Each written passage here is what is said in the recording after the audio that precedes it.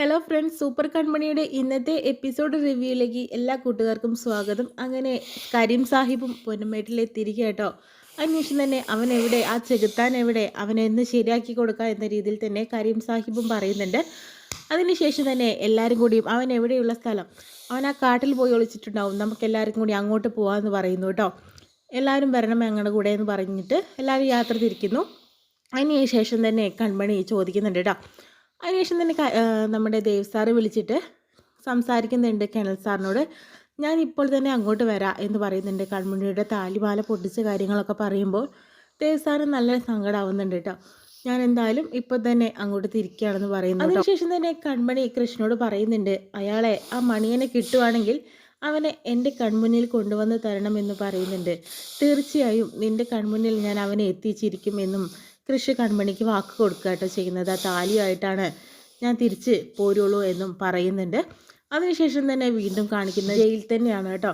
അങ്ങനെ വരുണനാണെങ്കിലോ എങ്ങനെയെങ്കിലും ജയിലിൽ ചാടണമെന്ന ഉദ്ദേശത്തോടു കൂടി നിൽക്കുകയാണ്. അങ്ങനെ അവിടുത്തെ ഒരു ജയിൽ തടവുകാരനോട് ചോദിക്കുന്നുണ്ട്, നീ എങ്ങനെയാണ് ജയിൽ ചാടിയത് എന്നൊക്കെ ചോദിക്കുന്നുണ്ട്. തനിക്ക് ജയിൽ ചാടണോ, എനിക്ക് ചാടാം എന്നൊക്കെ പറയുന്നുണ്ട്. ആ സമയത്ത് സഹദേവൻ അങ്ങോട്ട് വരുന്നുണ്ട്. തൻ്റെ പ്രശ്നം എന്താടോ, എനിക്കിവിടെ നിൽക്കാൻ ഇഷ്ടമല്ല, എനിക്ക് പെട്ടെന്ന് ഇവിടുന്ന് പുറത്ത് ചാടണമെന്ന് പറയുന്നുണ്ട്. അതൊന്നും ഇപ്പം നടക്കാൻ പോണില്ല, അത് കുറച്ച് അഡ്ജസ്റ്റ് ചെയ്തേ പറ്റുള്ളൂ എന്ന് പറയുന്നു.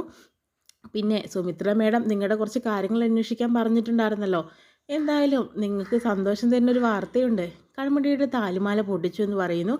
ആ സമയത്ത് വരുണിന് സന്തോഷമാകുന്നുണ്ട്. അതെയോ, അവളുടെ താലിമാല പൊട്ടിച്ചോ, ഇനി എനിക്ക് കൺമണിയെ കിട്ടുമല്ലോ എന്നും പറയുന്നുണ്ട്.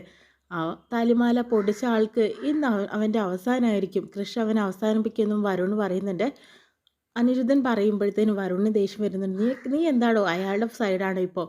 കൃഷ്ണൻ കൺമണീനെ അറിഞ്ഞുകൊടുത്തോളം കാലം എനിക്കിപ്പോൾ മനസ്സിലായി അവരെങ്ങനെയുള്ളവരാണെന്ന്. അവരെ നമുക്ക് തോൽപ്പിക്കാൻ സാധിക്കില്ല. താനൊരു പോലീസുകാരനാണോ? പോലീസുകാരനായതുകൊണ്ടാണ് ഞാൻ ഈ പറയുന്നത്. തനിക്ക് പെട്ടെന്ന് മനസ്സിലാവില്ല വരുണേ എന്ന് പറയുന്നുണ്ട്. താൻ ആ സൈഡ് നിൽക്കേണ്ട ആവശ്യമില്ല എന്നും പറയുന്നുണ്ട്.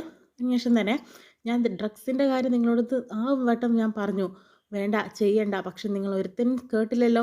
ഇനി പറഞ്ഞിട്ട് കാര്യമില്ല, ഇപ്പം എന്തായി, എല്ലാവരും അകത്താകേണ്ട ഒരവസ്ഥ വന്നില്ലേ. അതുപോലെ തന്നെയാണ് ഇനി എല്ലാ കാര്യങ്ങളും. സന്ധ്യ ആകുമ്പോഴത്തേനും കൃഷ ആ താലിമാല കൺമണിയുടെ കഴുത്തിൽ ചാർത്തിയിരിക്കുമെന്ന് പറയുന്നുണ്ട്. അത് ചെയ്ത ആൾക്ക് ഒരു നല്ല ശിക്ഷയും എൻ്റെ സുമിത്ര മേഡം അല്ലേ, അയാളെ തിരഞ്ഞ് ഒരാൾ വരികയും ചെയ്യുമെന്നൊക്കെ പറയുന്നുണ്ട് കേട്ടോ. അതിനുശേഷം വീണ്ടും ഇല്ല കൺമണി എനിക്ക് വേണം, ആ താലിമാല പൊട്ടിച്ചപ്പോൾ ഇനി വേറെ താലിയും വാങ്ങണ്ട, അത് തന്നെ കെട്ടാലോ. അത് സന്തോഷത്തിൽ നിൽക്കുക കേട്ടോ വരുണ്. പിന്നീട് കാണിക്കുന്ന കാട്ടിൽ തന്നെയാണ്. അവൻ എവിടേക്കായിരിക്കും പോയിട്ടുണ്ടാവുക എന്നുള്ള ഇതിലിങ്ങനെ നിൽക്കുമ്പോൾ വാസുകിയും അതുപോലെ അയ്യപ്പൻ എല്ലാവരും കൂടി അവനെ തിരയാനായിട്ട് നടക്കുന്നു. ആ സമയത്ത് തന്നെ കൃഷ് വാസുകിയെ അയ്യപ്പനെയൊക്കെ പരിചയപ്പെടുത്തി കൊടുക്കുന്നുണ്ട് കേട്ടോ. ഇത് മണീൻ്റെ ഭാര്യയാണ്, പക്ഷേ വാസുകി നമ്മുടെ സൈഡാണ് എന്നൊക്കെ പറഞ്ഞു കൊടുക്കുന്നുണ്ട്. നിങ്ങളെല്ലാവരും എല്ലാ സ്ഥലത്തു കൂടിയും പോയി തിരയുന്ന രീതിയിലായി. പിന്നീടാണെങ്കിലോ സുജു ഫോൺ ചെയ്തിട്ട് ബലരാമൻ്റെ ഫോൺ സ്വിച്ച് ഓഫാണ്. ഇപ്പോൾ കൃഷിൻ്റെ ഫോണും സ്വിച്ച് ഓഫാണ്. ഇവരെന്താ ഫോണൊന്നും എടുക്കാത്തത്? ആ നിൻ്റെ ശല്യം കാരണമായിരിക്കും അവരെന്തായാലും ഫോൺ എടുക്കാത്തത്. കുറച്ച് സമാധാനമായിട്ട് ഇരുന്നോട്ടെ.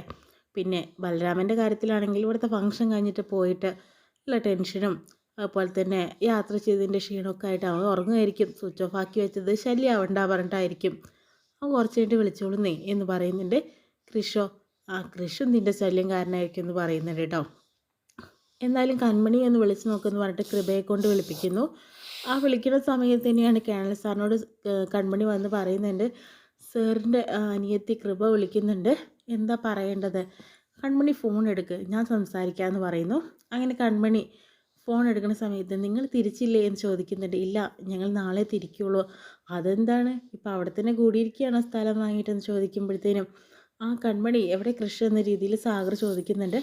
അങ്ങനെ കേണൽ സാറിന് ഫോൺ കൊടുക്കുമ്പോൾ ഞാനാണ് കേണലാണെന്ന് പറയുന്നത്. എന്താ സാറെന്ന് ചോദിക്കുമ്പോൾ അവർക്ക് കല്യാണമൊക്കെ ഉറപ്പിച്ചല്ലേ, ഒരു ഫംഗ്ഷൻ കൊടുക്കാമെന്ന് കരുതി, അവരത് കഴിഞ്ഞിട്ട് ഞാൻ തിരിച്ചയക്കുള്ളൂ എന്ന് പറയുന്നുണ്ട്. സാറ് പറഞ്ഞാൽ പിന്നെ എന്താ, അങ്ങനെ ആവട്ടെ എന്ന് പറയുന്നു. അതിന് ശേഷം തന്നെ സുജു പറയുന്നുണ്ട്, എന്തായാലും ഫംഗ്ഷനൊക്കെ കല്യാണം കഴിഞ്ഞിട്ട് മതിയായിരുന്നു, ഇപ്പോൾ ഒന്നും വേണ്ട ആവശ്യമില്ല എന്നും പറയുകയാണ് കേട്ടോ. അതിനുശേഷം കൺമണി വിഷമത്തോടെ ഇരിക്കുന്ന സമയത്ത് കേണൽ സമാധാനിപ്പിക്കുകയാണ്.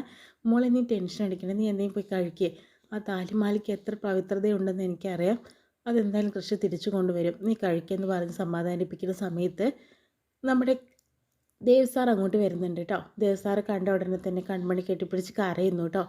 സാർ എനിക്കെല്ലാം മനസ്സിലായി മോളെ, നീ വിഷമിക്കണ്ട, കൃഷിയല്ലേ പോയിരിക്കണേ, ആ താലി തിരിച്ചു കൊണ്ടുവരും. നിങ്ങളുടെ പ്രശ്നങ്ങളൊക്കെ സോൾവ് ചെയ്തിട്ടേ നമ്മളിനി പോവുകയുള്ളൂ. അതുവരെ ഞാനും ഇവിടെ തന്നെ ഉണ്ടാവുമെന്ന് പറയുന്നുണ്ട്.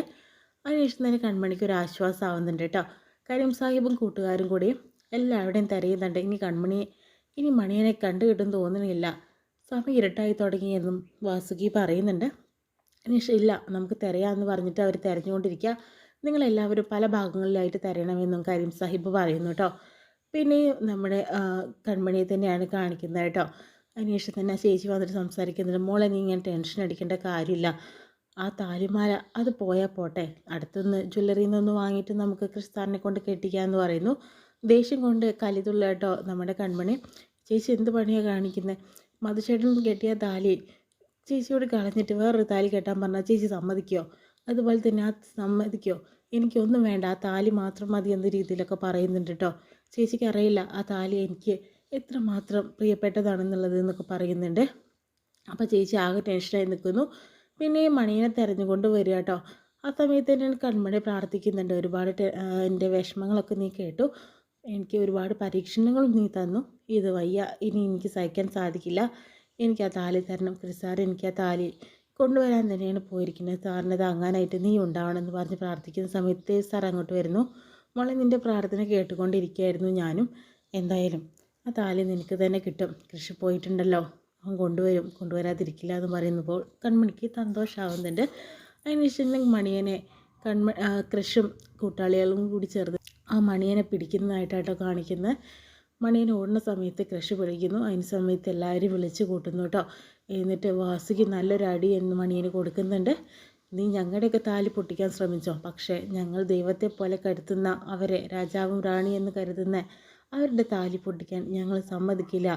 ഞങ്ങൾക്ക് ഈ വിധി വന്നു, പക്ഷെ നമുക്ക് നമ്മുടെ മക്കൾക്ക് ഒരു അന്നം നൽകിയത് അവരാണ്.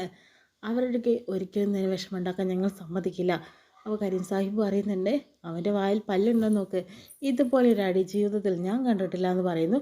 അങ്ങനെ എല്ലാവരും, അയ്യപ്പൻ ഉൾപ്പെടെ എല്ലാവരും, ഞങ്ങളുടെ ക്രിസ്താറിൻ്റെയും കൺമണി മേഡത്തിൻ്റെയും ദേഹത്തെ തൊട്ട് കളിച്ചാൽ നിന്നെ അവസാനിപ്പിക്കുമെന്നൊക്കെ പറയുന്നുണ്ട്. അപ്പോൾ കരീം സാഹിബ് പറയുന്നുണ്ട്, എന്തായാലും ഇതിൽ കൂടുതൽ എന്ത് വേണം? ഞാൻ പറയാൻ ആഗ്രഹിച്ചതെല്ലാം ഇവിടുത്തെ നാട്ടുകാരെല്ലാവരും കൂടി ഒരുമിച്ച് പറയുന്നുണ്ട്.